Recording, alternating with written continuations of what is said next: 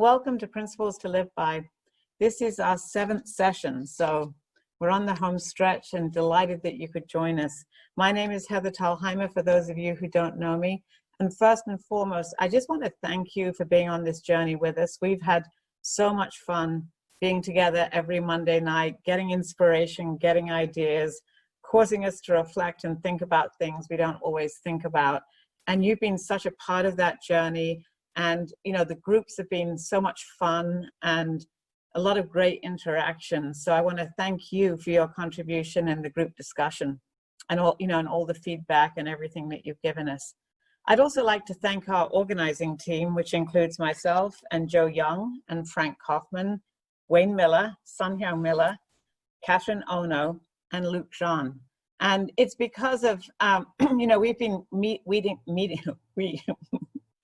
too many consonants there. We have been meeting weekly. Oh, look at this beautiful cat that's showing right now. We've been meeting weekly in preparation for these events. And I just want to thank our team for the dedication and effort they put into presenting, facilitating meetings, sharing their personal stories. And I'd also like to thank our other group leaders, Marjorie Busing, Mark Hernandez, Joe Leonard, and Ji-Sun Reiner, for facilitating the groups. We've been a great team.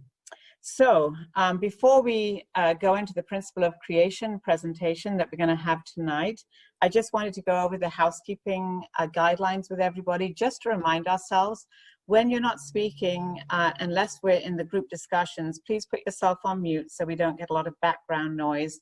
And then we try not to put comments in the comment section, the chat box, and except during the Q&A time or during discussion time, so that we're not distracting our speaker tonight.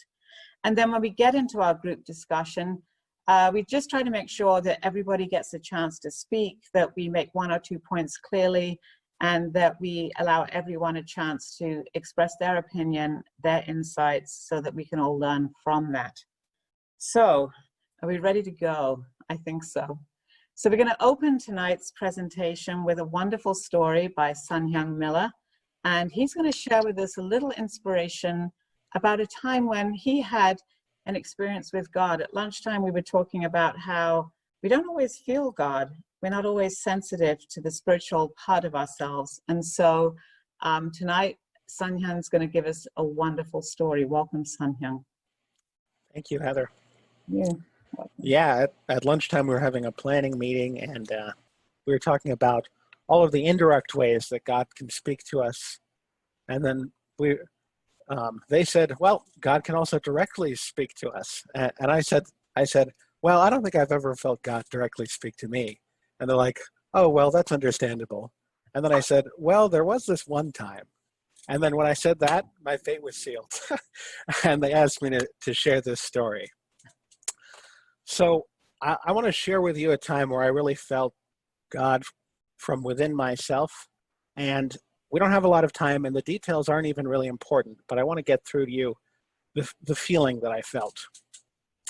But I'm 26, and from about 14 to 22, that 8-year period, were very, very difficult for me. Definitely the worst years of my life. I think the only person on this call who actually knew me during that time is my dad. Everybody else here has met me after that time period. It started when I was in high school. I come from a very well-educated family, a lot of brainiacs in my family. I'm the youngest of 4. They all went to amazing schools, much better than the school I went to. So there was a lot of expectation I placed on myself and others to really excel academically. So that was really my main focus. That was the thing I cared the most about in high school, was excelling academically, math, science, and good grades. But I started having a lot of health problems in high school, and that put me behind. And even when I wasn't sick, I still felt terrible. I later found out there was an underlying condition, which was healed. But at that time, I took all sorts of tests, went to the doctor a bunch. They had no idea what was wrong with me. So, and I went to a very difficult high school as well. It was like a college prep school. tons of homework. And I was, just because of my health, I was always behind. My teachers were always berating me. Sunyan, why are you out so much? Sunyan, why aren't you catching up more quickly? And they came to think that I was just like a slacker. I just didn't care, which sucked because, as I just said, that was the thing I cared the most about. And I had no idea what was wrong. So I kept trying. Everything I tried, nothing worked. I was, always falling short, and I felt terrible. I felt like there was no escape. I felt like I would never be free. And there was one day when I was about 17 where I was just I was staying up late trying to catch up on work. And I just felt really depressed. Like I was, at the center of a black hole and there was just no escape. And that I would, never be free of this. So I went upstairs, and my dad was snoozing in his lounge chair. And I just sat down in a chair next to him, and he woke up and he looked over and he thought, something's probably wrong if he's up in the middle of the night. And but he didn't ask me what was wrong. He just started chit-chatting, and he shared a story with me. And it was a story I'd heard maybe a dozen times before. My dad has lots of stories that he loves to share. But I think it was important that I heard this story at this time. And it was about a time when he was going through a really difficult period. It was about like a 4-year period where he felt like he was being torn between two different needs. And nothing he tried worked. Finally, there was one day where he remembered this quote from the book of Matthew, that a man cannot serve two masters and be one man. So he decided in that moment, I'm going to accept that I have to focus on this one thing and accept that this other thing I really care about, I can't do it right now. And, he really committed that to God. He said, God, I'm doing this thing because I feel like it's what you want to do, and I'm putting this other thing aside. And he felt a voice speak to him that said, God appreciates the aroma of his sacrifice. And 2 weeks later, his problem disappeared. So in his version of the story, when he accepted his position, and he truly accepted this as due, as what God needed, his situation changed. And when I heard this, I remember the question I was struggling with in that moment was, I feel like this is my lot in life. I feel like I'm never going to be free from these health problems. I'm always going to be falling short. People are always going to be misunderstanding me and all this stuff. Very to me attitude, if we remember Aunt Heather's presentation from last week. But, and I felt like saying, like I needed to accept that we can't control everything that happens to us. We can't. We have to accept. But I felt like I didn't want to tell the universe that I accept this, because what if they say, okay, here you go. Here's a lot more if you accept it. But when I heard my dad's story, I realized, okay, we cannot control the world. We can only control ourselves. We can only control our own choices. And I remember I leaned forward and I prayed to God, and I said, God, I don't know why this is happening, and I don't know what your will is, but I do know this, that I love you, and I will never turn my back on you, and I will never give up. No matter how hard things are, no matter if nothing ever changes, I will never, ever give up. I will never stop trying to go your way, and I will never stop trying to help others and make this world a better place. And in that moment, when I said that prayer, I felt like I was in a cold, dark pool, just a cold, dark place. But in that moment, I felt like a warmth and a strength welling inside of me. And I felt like that filled my body, and it filled the pool that was around me. That it wasn't a light coming from elsewhere. It was coming from within myself. And I felt like I was experiencing the God within me in that moment. And unlike my dad's story, things did not get better after that. Things got worse. Things were bad for a long time. But it was that one thought, that one commitment, I will never, ever give up, that it saved my life. I always held on to that. And even through all the things that happened. And you can ask people, they may say a lot of things about me, you know, but they will say that Sunyan, he never gives up.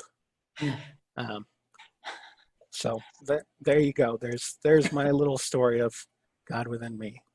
Thank you. Back to you, Heather. Hey, thank you so much, Sunhyang, for sharing that. So important to remember those moments. So I'm really glad we had that conversation at lunchtime. We had an opportunity to remember that precious moment. And if we each think about precious moments we've had in our lives, perhaps we can remember some time when we really felt God's love. We really felt God touching our lives in a certain kind of a way, and how important that is. So thank you for sharing. And right now, we're just going to take 2 minutes of silent reflection. You can turn off your camera, you can turn off your microphone, and just take time to reflect on when you felt God in your life. Can you remember a time? What was that like? What did you feel God was showing you? What feeling did you have? What message did you receive? Or perhaps if you didn't have a memory like that, is there something you would like to receive from God? Is there something that you can say to God in this moment? And just prayerfully, just put that out there like Sunhyang did. And let's just take 2 minutes. And when we come back, we'll enjoy tonight's presentation. So thank you.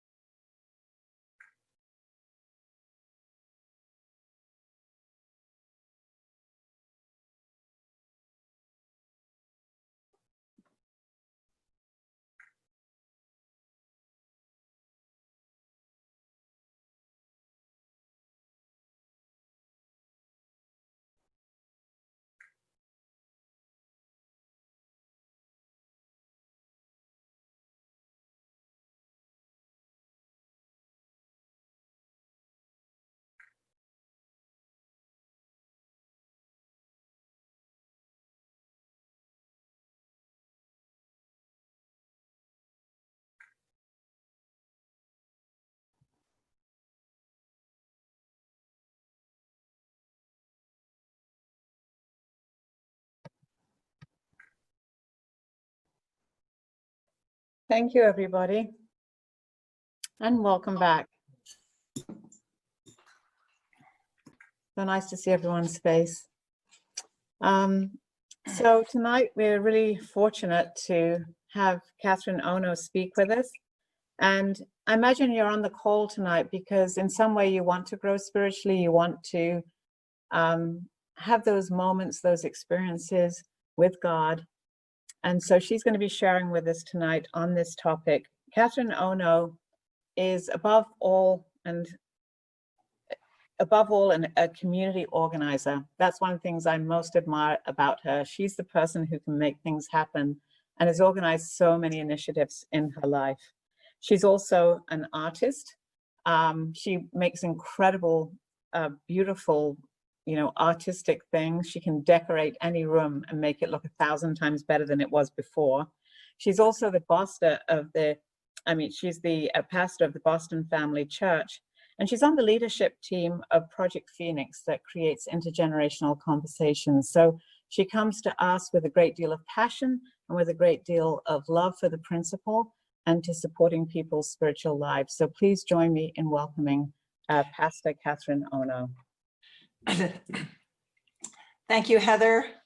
Thank you, everyone. I just want to give a shout out to all the people out here that have what I call the no air conditioning glow, the kind of glow on your face from sweating. And for those of you that have air conditioning, I just want to say, thou shalt not covet thy neighbor's air conditioning. So hopefully my glasses won't steam up during this presentation, or I won't sweat too much that I can't see. But anyway, I'm so happy to be here today for our the final week, the 7th week of our Principles to Live By. I've so looked forward to our Monday nights together. In the first presentation, Professor Wayne shared the opening line of Divine Principle with everyone, which is, everyone without exception is struggling to attain happiness and avoid misfortune. And he reminded us that people don't generally wake up and say, I want to be miserable today. Then in subsequent sessions, we learned that we can create happiness and experience love in a myriad of ways through relationships with friends, siblings, parents, children, pets, plants, nature, and ultimately with God. So I'd like to ask a question to all of us about love and happiness and joy. Do we want them to have an end date? Do we want a use-by date on love? No, we want the love that we experience to last. Though traditional wedding vows may state, till death do us part, songs and poems, love always lasts forever. We want love to last forever. There's a problem, though, with love lasting forever or happiness being unending, and that's that our physical body does have an end date. So the big question is there life after death? The premise of the last section of the Principle of Creation answers this with a resounding yes. And this last section has a rather august title. I'm working together with Heather. Heather, can you bring up the title? Well, all right, we'll just keep going. Sorry, Tucker's going to share the screen. All right. Sorry, everyone. Hope you can wait a moment. Just carry on. Okay. So this is the title of this chapter, of this section in the chapter of Principle of Creation. The incorporeal world and the corporeal world whose center is human beings. Now, I'm sure some of you have never even heard those words before. Incorporeal isn't a word that you regularly use, much less even be able to pronounce. And corporeal probably isn't a word you use much either. So I'll tell you their meaning. Incorporeal means not composed of matter, having no material existence. And corporeal is defined as relating to a person's body, especially as opposed to their spirit. For the ease of pronunciation in this section, all right, here we go. Just so you can, get a little bit from Heather's here. We get a little glimpse into Heather's life. Oh my God, that's scary. Everyone, I work with an iPad and you can't really share the screen of an iPad and present at the same time. So we had this working quite well earlier. All right, well, I'll just keep going. Heather, Can you see it? No, I don't see anything. I see Zoom. Does it say? Oh, dear. All right. Okay, well, anyway, for the ease of pronunciation in this session, I'll refer to the incorporeal world as the spirit world and the corporeal world as the physical world. Nowadays, you can read all kinds of accounts of people's experience of the spirit world, generally through what is known as near-death experiences, or NDEs. There's a few books that come to mind. One is a book by a neurosurgeon, Dr. Eber Alexander. He was, when you think of a neurosurgeon, you know that's someone who's highly educated and has a lot of ability. When you're performing surgery on someone's brain, one false move can paralyze a person. I mean, you have to understand the theory, the practice so much. And this was a man who was a neurosurgeon. He was an atheist and a total skeptic concerning near-death experiences. And yet he had an experience where he became very sick, and he observed himself dying. He knew all the neurological process of what he would go through in the course of his brain shutting down. And he watched that happening to his physical body. And so he wrote a book called Proof of Heaven, because he was so, it was undeniable what he had experienced. There's another book called by a woman named Anita Marjani. I don't see the slide in front of me, so I don't remember the name of it. But she had a similar experience, but was more, her experience was that she was very sick, and then she was pronounced dead, and she had an experience of overwhelming love and overwhelming grace, just total comfort. And it was very much in juxtaposition to what she had understood about the spiritual world from her own religious upbringing. Finally, there's a man named Emmanuel Swedenborg, who was a scientist in the 18th century, the early part of the 18th century. And he was a scientist of the natural world, and then had experiences of the spiritual world, and began to apply his same powers of observation as to how things worked in the spirit world. And he wrote this book called Heaven and Hell. So these are just a few examples of books that are dealing with the reality of the spirit world. I'm sure that if we were to ask everyone right now, the chat box would be full of books that you've read. And I encourage you later on to let everyone know what your favorite book is, or what your favorite TV program or your favorite movie is concerning this, bringing to us a greater awareness of the spiritual world. So as I mentioned, the subject of our study today is the spirit world and the physical world, with human beings at the center. This means that we have a spiritual aspect to our existence, which we want to look at them now. Next slide. We were created with complementary aspect of our being.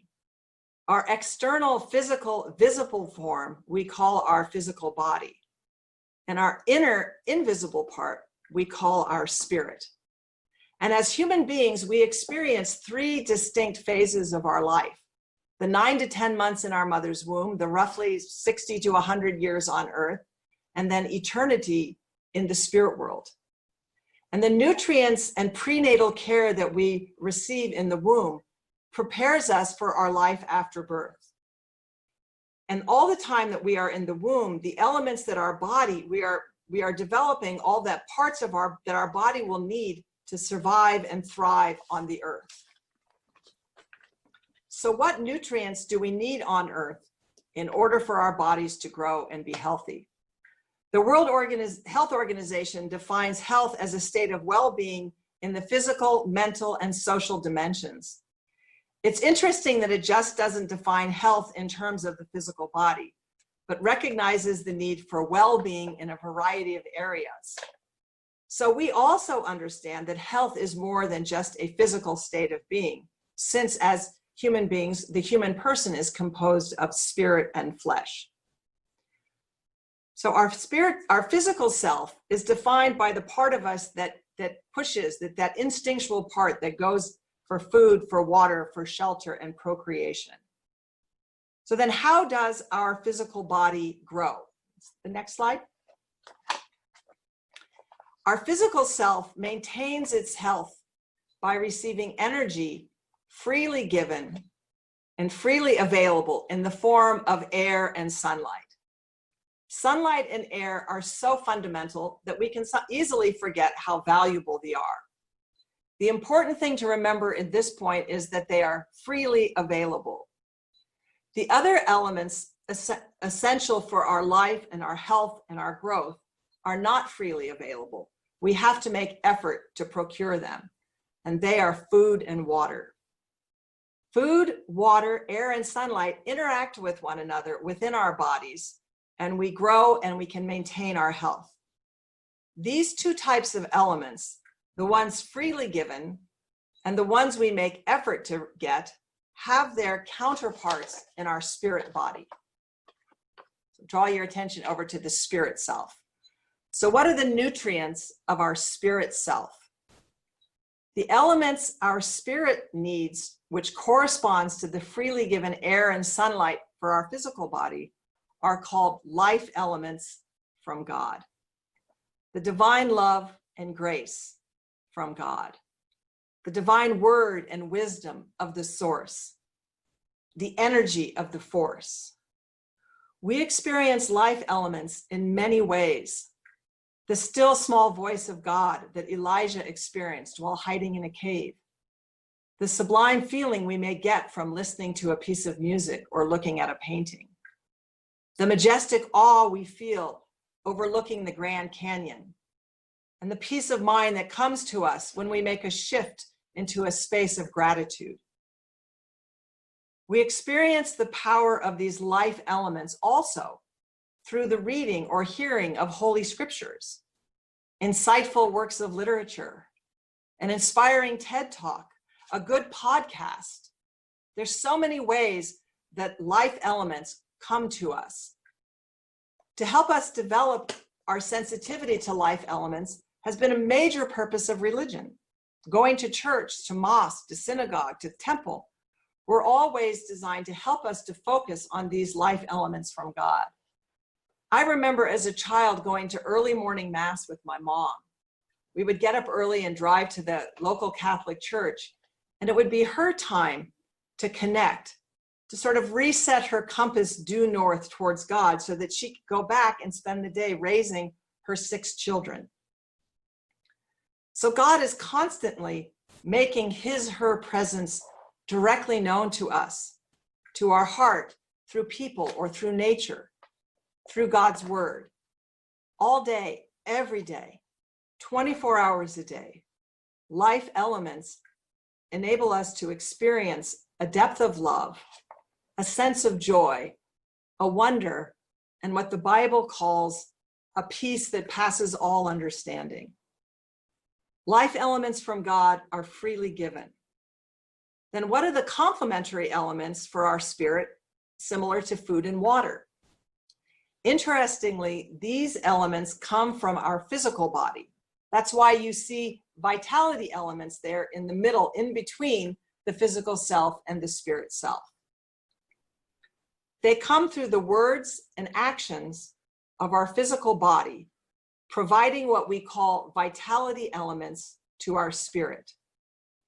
These are loving words and deeds, serving words and deeds, good words and deeds, provide, and as Ellen says, kind words and deeds. So these good words and deeds provide the food, the vitality to our spirit self. And when we harmonize, when we resonate with the universal principles of relationship and use our unique words and deeds to love, to serve, to comfort, help, humor, teach, inspire, and even sacrifice for another person, we provide genuine, good vitality elements to our spirits. But it doesn't end there. Upon receiving those vitality elements, our spirit returns a spirit element to our physical body. Have you ever felt that energy burst when you genuinely do something for another person? That's the spirit element energizing you. Looking at the nutrients of both our bodies and spirits, I'd like to ask you a question. How long, Heather, you can take this down now. How long can you live without food? According to the Bible, some people fasted 40 days. At least, I know someone who fasted 40 days. So at least we can go 40 days without food. How long can you live without water? Nowhere near as long, but a few days, maybe a week. Well, how about air? How long can you live, can you survive without air? If you are a competitive diver or one of those pearl divers in the East, maybe you can go 10 minutes without breathing, swimming underwater. But for the average person, maybe it's 3 minutes. Air is so important. It is essential to our life. In the same way, God's love is essential to our life. When I was discussing this presentation with a friend of mine yesterday, she mentioned a TED Talk that she'd watched. And the speaker had pointed out that when people are talking about wanting to change their lifestyle to a more healthy lifestyle, again, the very first thing they go to tends to be food. And then maybe they start carrying around a big, huge water bottle and start drinking a lot of water. And she said they never think about starting with their breathing. But he said that after years of coaching people in the areas of health, nutrition, and exercise, he realized how important actually to our physical health breathing was. How important then are life elements from God? How important they are. They're as important. Our spirit can't live without them. Our spirit can't grow without life elements from God. So we need to nourish our spirit, to care for our spirit, to prioritize our spirit. Life elements are important, but we also have to be careful that we don't do, as the saying goes, that someone is so heavenly bound, they're no earthly good. We can't just be receiving love and studying all day long. We have to actually do something with our physical body. But at the same time with that, we have to be careful that we don't get, and this is another little quote that I've heard over the years, don't get so caught up in the work of the Lord that you forget the Lord of the work. We need to balance, this is sort of the age-old question of, are we saved by faith or are we saved by works? We're actually saved, or we grow through the unique and special to each one of us calibration of these two sources of nourishment in our lives. We only have this one life, this one precious life to grow and to mature our spirit. We live in a world that's primarily, if not exclusively, concerned with the physical. You can spend an entire day focused purely on your physical body and your physical needs. In the beginning, I spoke about the 3 phases of life: in the womb, on earth, and in the spiritual world. In the womb, the baby gets oxygen through the placenta that grows in his or her mom's body. On earth, we breathe air through our lungs. And in the spirit world, we breathe the love of God. In the spirit world, our developed spirit person, spirit body, breathes the love of God. So we need to develop, just as the baby develops its capacities to exist in the physical plane, in our life on earth, we need to develop the capacities and the faculties and all the things that we need in order to live in joy and love and peace in the spiritual world. So that we can develop a resonance with God, and that we can share our unique selves and our unique gifts and talents with others. And we want to be able to contribute then to bringing God's love to this world. So that's the end of my presentation. There's so much more here. I encourage you to read The Incorporeal World and the Corporeal World Centered on the Human Being. But as we go into our discussions, we have our 2 questions. The first question is, what struck you or what came up for you as you were listening to this presentation? And the second question is, what are you presently doing, or what is something new that you could do to nourish your spirit? Thank you so much. Thank you so much, Catherine. That was beautiful. Thank you. And now we'll take time with our groups, and Taka is going to enable us to go into our rooms. All right. See you soon, guys. Thank you.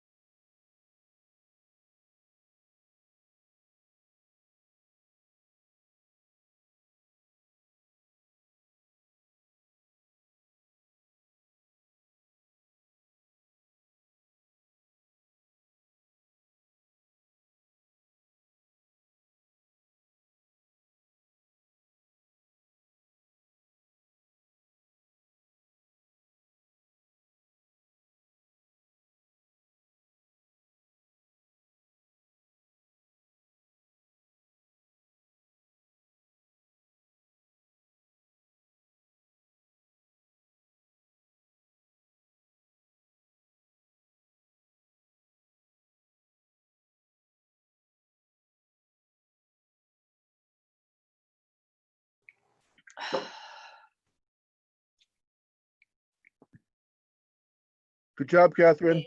People love you. Welcome back. Welcome back, everyone. I hope you had some good discussion in your groups. And this is a time when we have Q&A. So if there was a question that somebody had, in their group that you would like to discuss, and I'll just have a look and see if there's any questions in the chat. And right now I don't see any, but happy to take questions. You can put in the chat, or you want to raise your hand, you want to offer, if not a question, a reflection. I know in my group, Catherine, we talked about how much we appreciated the simplicity of your explanation, because, sometimes when things are very simply explained, they just get right to the heart. And so we appreciated just the clarity and simplicity of your explanation. And now we have a question from Joe. And he said, who is the Lord of work? I will let you answer that, Catherine. It's actually, don't get so busy with the work of the Lord that you forget the Lord of the work, who's God. You're so busy doing God's will, which can happen to religious people, that you actually, it becomes all about you and what you're doing. And you kind of lose that resonance with God. That's what that means. Okay. I think, I could jump in and just say, I mean, that could be exactly what like the Pharisees were back at Jesus's time. I mean, as you read on the details and the stringent routines, the routines they had to do to be religious back then were insanely difficult and detailed, and they just got so excellent at nailing that. And yet Jesus came and said, you're really missing a lot of the point. Thanks, Joe. That was a nice little addition there. And then, okay, have kids. Oh, I love this from Portion. Thank you, Portion. He said, have kids is my answer on how to nourish your spirit. It's true. Actually, we were talking about that in my group too. Like, kids is such a joy, and then you just feel so much love for them. You have to kind of believe in God's unconditional love, because you just feel it pouring through you. So thank you, Portion, for reminding us about what matters most. Appreciate that. But it also, I have a question. Go ahead. Yeah. It also drains your physical body. Yeah, go ahead, Jorge. Oh, okay. No, good evening, everyone. Good to see everyone. I'm really happy to be here. I just wanted to ask a question in regards to vitality elements. Reverend Joe and myself, we went to the breakout and we were talking a little bit about being grounded. So when Aunt Catherine was teaching the principle a few minutes ago, she said that good words and good deeds give our spirit self vitality elements. But I wanted to kind of ask and kind of open discussion, is not necessarily doing good deeds or necessarily doing good, saying good words, but what about just doing physical activity? Like Joe and I were talking about being grounded, doing physical activities that can kind of ground our, and help us feel down to earth. Does that also help balance spirit and physical? You see my question? Yeah, good question. Catherine, what do you think about that? Yeah, I love to work hard. Yeah, I think that using our physical, our body in many ways, I mean, for some good purpose. And it could just be, it doesn't have to be some cosmic purpose, gives us energy. I don't know what any, Heather, do you have anything to say on that? Or? Yeah, I think that, I'll let Wayne answer as well, but I feel, Hoy, that when you use your physical body, even if you just go out and exercise, you get stuff moving and flowing, and you feel so much more energy than if you just sat in a chair and were lethargic. So I think there's definitely a relationship between, your physical body and your spirit body, because they're somewhat kind of enmeshed and intertwined. So anything, or if you eat a healthy diet, if you put a lot of junk food into your body, you start to feel like, bleh. And yet, if you have healthy lifestyle, healthy diet, it definitely, I think, boosts your spirit somewhat. But did I hear Professor Wayne Miller was about to say something? No, but I will. Okay, Excellent. All I wanted to say was, yeah, I think in order to, like, something about, what is the thing about have a healthy body is, I mean, in a sound mind and a healthy body is very important. You need to have a healthy body, to eat well, to exercise. I said the only caveat there, the only exception would be those people who just work out for the sake of, like, yeah, I'm working out so I can flex my muscles to the babes and this sort of thing, until they spend their whole life. Some people actually get out of work and they spend 4 or 5 hours a day just at the gym, just working out. whoa. Like, for what purpose? I mean, why don't you go out and, help some homeless people move furniture or something? I don't know, just do something useful rather than just being self-centered. So I think the question, are you exercising just to be healthy and to be happy, or is there some other hidden agenda? So everything in this world has to be balanced. That's all I'm saying. Yeah. But, and also it comes down to motivation. I think that's what you're saying too, Wayne, is that it's kind of like, what's the motivation behind your physical activity? Thank you, Jorge. You just said good answers. Glad that that was helpful to you. How about somebody else? Is there another Heather, question? may I? Yes, please. Yeah, that was a brilliant question, Jorge, honestly. Finally, I just add in a small way, awareness or sensitivity while you're physically active.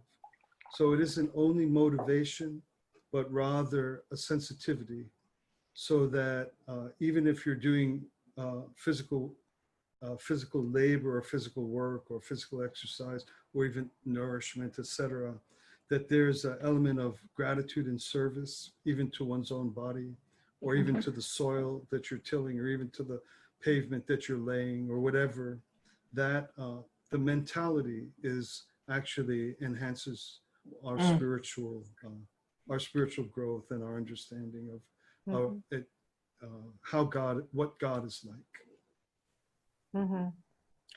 And I can also add something to that too. If you think about, say, like the practice of meditation, that's a discipline to quieten your body, to quieten your mind, so that you can actually, connect to God, connect to spirituality. And so, that's a practice that you have to sit still. And that, that's not something I easily do, because I'm a very energetic person. So it's a good discipline for me personally. And also when I think about, what it says in the Bible, your body is the temple of God, and the importance of caring for your body, getting enough sleep, taking care of your body, so that, really God's spirit dwells in you, and how precious that is. Heather, Any other questions coming up? Yes, Frank. My group, I don't know how much time we have, but I thought there was a special intervention came out of my group. It's because the members of the group are struggling. What is the exact nature of the vitality elements? What's the best of them? And one of the members of my group came up with something I thought was particularly insightful, who was Sunwa. Maybe if she can put it together in a brief way, I enjoyed it. Oh, please. Yeah. Sure, thank you. Yeah, I had this kind of sudden insight, and it's still not quite fully fleshed out, but I, kind of just really highlighting the fact that our spirit body is the one that lives on, right? And so this is why, like, our life right now is so precious, to let it grow, and so that, like, when we get to the spirit world, it's, the best life we can have, and the most abundant. But yeah, and so I had this insight that maybe what we do here in the physical world that connects to kind of the eternal aspect. So for example, relationships, that maybe the way we connect to that, that's like really a direct connection to our spirit, because it's in eternal body. And so the way that we relate to, our friends and family, even if it's a relationship that comes and goes, I was saying that, that relationship now exists. It's still a connection that will forever be there. And, even I was thinking how even something simple like prayer, you know, what is that? It's building a relationship to God, and again, another kind of relationship. But so that was the example I gave with particularly how we in this life, how we relate to people. That's kind of it really tunes into that eternal aspect. And I'm sure that there are other things in our life that we do that, you know, that has that impact, the eternal impact that really directly speaks to your spirit. Wow, thank you. Very profound. I really appreciate you shared that. Thank you. That's what I love about our groups. All these insights and incredible give and take happens in the groups. Thank you. Heather, can I share one more thing? That I think that is something that's always been kind of a part when I think about this presentation. I think about how valuable our own unique creativity is, because sometimes when we think about, you know, good deeds or giving, you think it's supposed to look a certain way. But actually, because each one of us is unique and we're made in a unique way, our talents, our skills, our interests, our expression is unique, then finding how it is that you give that's unique to you, that also nourishes you and expresses you, you know, it's expressive of who you are, is really important, so that it's not you know, living for others or doing things for others or you know, getting those vitality elements is a creative adventure. Actually, it can be a creative adventure, and it's not just like, oh, I have to do this. It's not like, okay, I got to do 50 push-ups. Okay, you know. So I just wanted to highlight that it should be something stimulating and exciting in which you actually discover more about yourself. Well, I like that. And on that happy note, we will close tonight's session. I want to thank everybody for coming on. This feels a little tearful for me because we've been together for 7 weeks having such a great time. But I want you to know that we'd like to do another series, so please stay tuned. We're going to regroup and then think about what we can offer next, and we'll send you an invitation. And I sincerely hope that you're able to come on, because you've helped, you know, make this a great time for everybody. And as I look back on 7 weeks, I feel so encouraged, inspired by the different insights, by the diversity of thinking, and just by everyone's personality and heart. So we want to thank you so much, and please know that we're going to be in touch. And I'd like to invite Joe Young up to say goodbye to everyone for tonight. Thank you, everyone. Yeah, we're definitely looking forward to some kind of sequel in the near future, so stay tuned for that. It's been a great experience. It was wonderful to connect with others. It helps me see my beliefs and my faith in different light, in new light that feels fresh. I hope that you can take this as sort of a launch pad, or a sense of a spark or an ignition from the spiritual side, from the spiritual body, and you can use that spark through your week, through your month, to light other people's lives up with your joy, with your talents, with your small actions day to day. And I really hope that the principle can motivate us all to see that there is actually a very clear direction for our life, for why we're here, and for the relationships that we build. There's meaning behind all of that. So take care of your relationships, take care of yourselves, and love on everybody that you can. Thanks so much, everyone. And we will see you soon, I hope. Yes. Thank you so much, Joe. And I'll send out a link, because we're posting all of these videos on nhfaithfusion.com. So I'll send you a link to the page. So if you missed one, you can go back and watch it. So thank you very much, everybody, and good night. Right. Thank you, Catherine. Thank you. Thank you, Catherine. Thank you for this principle to live by. Thank you. Thank you. Thank That you. was Bye.